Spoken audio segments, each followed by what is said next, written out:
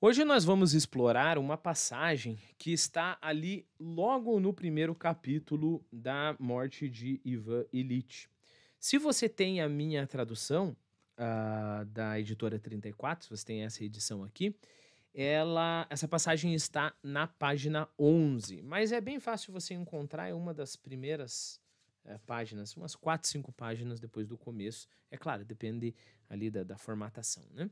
Mas vamos lá, eu vou ler isso daqui para você e o teu trabalho, o desafio que eu vou propor para você é encontrar partes, digamos assim, curiosas, se não confusas, se não estranhas, né? Ah, então tente identificar, né? O morto estava deitado como sempre ficam deitados os mortos, de maneira particularmente pesada, afogado no forro do caixão, os membros endurecidos, a cabeça dobrada para sempre, apoiada no travesseiro, e alteava, como sempre fazem os mortos, a fronte amarela, séria, umedecida sobre as têmporas reentrantes e o nariz saliente que parecia pressionar o lábio superior. Mudara muito, emagrecera ainda mais desde a última vez em que Piotr Ivanovitch o vira, mas como todos os defuntos, tinha o rosto mais belo e, sobretudo, mais significativo do que fora em vida. Este rosto expressava que fora feito o que se devia fazer e que se fizera corretamente. Ademais, nessa expressão havia ainda uma censura ou uma lembrança aos vivos. A lembrança pareceu a Piotr Ivanovitch inconveniente ou, pelo menos, não lhe dizer respeito. Teve uma sensação desagradável, por isso persignou-se mais uma vez rapidamente, em seguida virou-se e caminhou para a porta, segundo lhe pareceu com demasiada rapidez, que contrariava as regras da decência. Bom, claro, nós estamos aqui no velório de Ivan Ilitch. E aí, o que você achou estranho aí? Bom, tem algumas coisas estranhas, né? Algumas coisas aqui nós temos que parar para pensar, né? Repare, muitas das coisas que a gente encontra na boa e na alta literatura são percepções que talvez a gente teve na nossa vida, mas a gente nunca conseguiu realmente ver, né? Então, nessa categoria, nós temos essa primeira afirmação. Eh, o morto estava deitado como sempre ficam deitados os mortos, de maneira particularmente pesada. Um exercício extremamente interessante aqui de imaginação é lembrar de velórios aos quais você já foi e tentar lembrar se o morto estava realmente ali no caixão de uma forma pesada, particularmente pesada, né? Então, isso já é algo. Mas esse não é o ponto que eu quero abordar aqui, né? É interessante uma segunda coisa, a cabeça dobrada para sempre, apoiada no travesseiro, né? Essa ênfase nos lembra de algo que nos dá um determinado desconforto, não dá? Eh, Bom, nós sabemos que o morto vai ficar ali para sempre, né? Nós sabemos que a, a princípio é aquilo ali pronto, mas quando fala da cabeça apoiada no travesseiro para sempre, com a sua face alteanada, né? Eh, Acontece um desconforto aqui que você meio que começa a imaginar ou pressentir, né, este corpo ali deitado e passam-se semanas e semanas e anos, e essa é a morte, né? E aí nós sentimos um desconforto em nós mesmos, não somente pelo morto, né?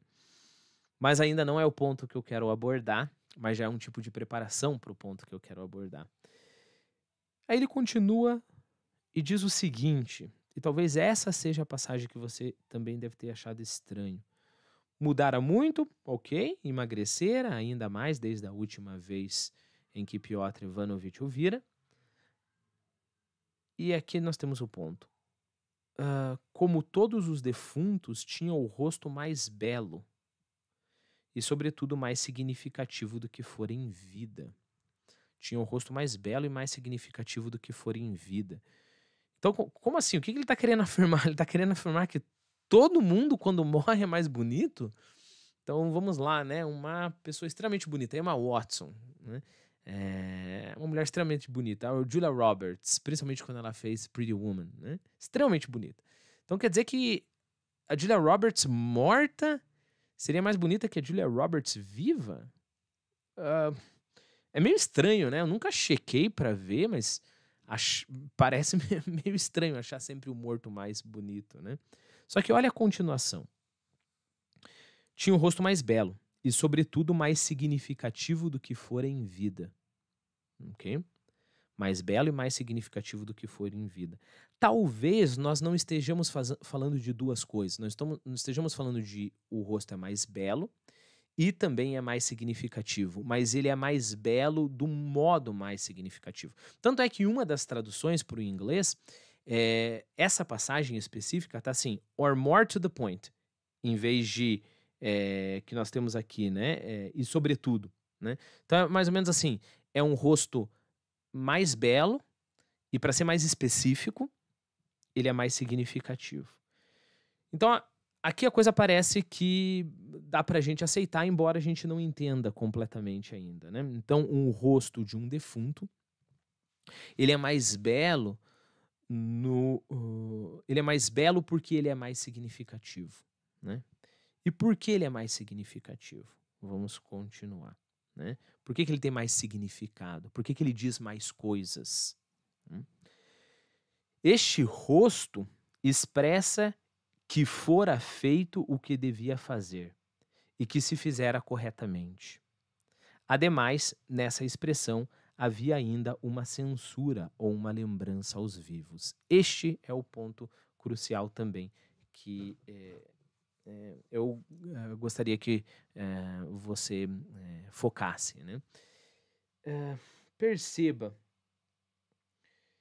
ele diz, esse rosto expressava que fora feito o que se devia fazer.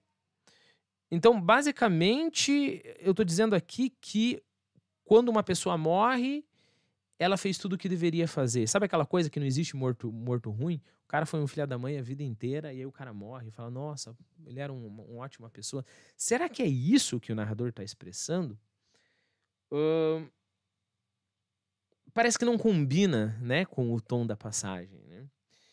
E perceba, depois tem uma certa acusação aos vivos, né? Não é só dizer que todo morto é bom, mas também o morto ele olha de cima para baixo, digamos assim, para os vivos.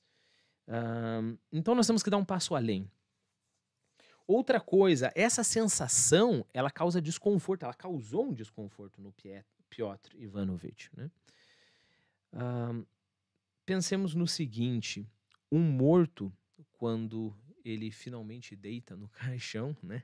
Ou um vivo quando ele se torna morto, ele terminou. Para o bem ou para o mal, ele terminou, né?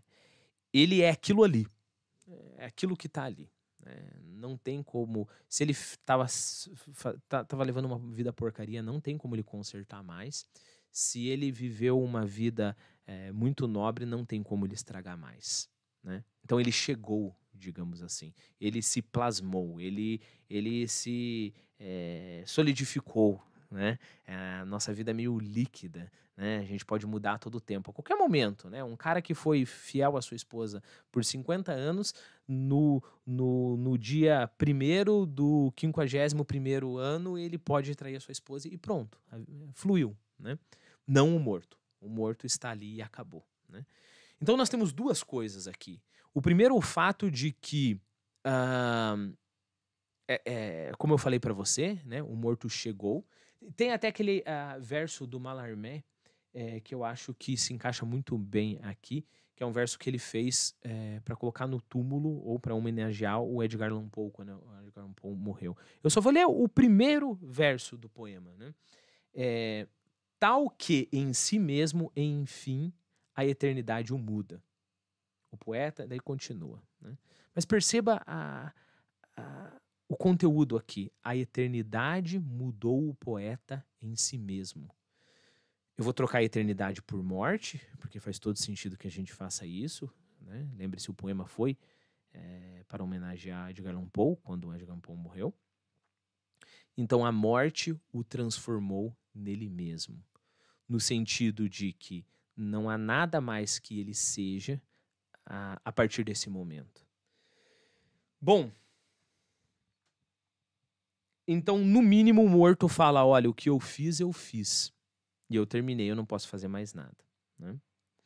E qual é a acusação? A acusação, basicamente, se uma pessoa fala isso para você, o que eu fiz, nosso instinto é, e eu? Correto? O que eu fiz?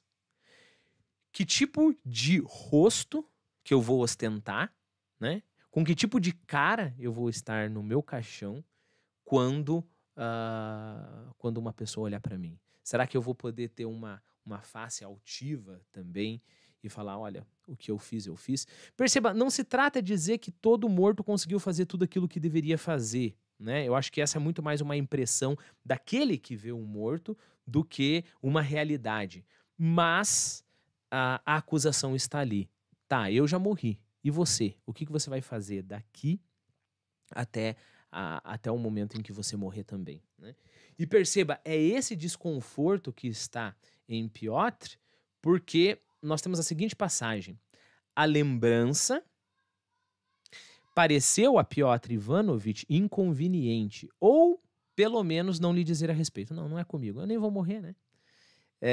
Teve uma sensação desagradável. Por isso, persignou-se mais uma vez rapidamente. Em seguida, virou-se e caminhou para a porta, segundo lhe pareceu, com demasiada rapidez. O cara basicamente fugiu ali do olhar, entre aspas, do defunto. Tanto é que depois ele encontra o Schwartz e ele fica tudo alegre em saber que o Schwartz não foi afetado em nada pela figura do morto, né? O Schwartz ainda está conseguindo viver a vida dele, vão lá planejar para jogar cartas, sem lembrar que ele um dia